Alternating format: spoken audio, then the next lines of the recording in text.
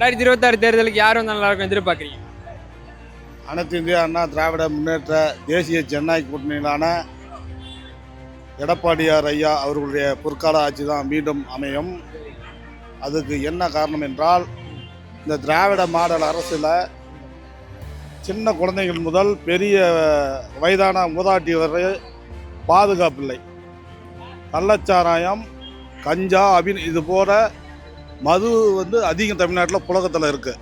அதனால் மீண்டும் அனைத்து இந்திய அண்ணா திராவிட முன்னேற்ற கழகமான தலைமையிலான ஆட்சி அமைந்தால் மக்களுக்கு பாதுகாப்பாக இருக்கும். குறிப்பாக தலித்துகளுக்கு பாதுகாப்பு கிடையாது. நாங்குநேரி ஆகட்டும், மேல்பாதி ஆகட்டும், இப்போ கவின் குல வழக்காகட்டும், எதுவாக இருந்தாலும் தலித்துக்கு ஒரு எதிரான ஆட்சியாக இந்த திராவிட முன்னேற்ற கழக ஆட்சி செயல்பட்டு கொண்டு இருக்கிறது. அதனால் இந்த ஆட்சி அகற்றப்பட வேண்டும். நிச்சயம் தேர்தல் மாற்றம் தேவை.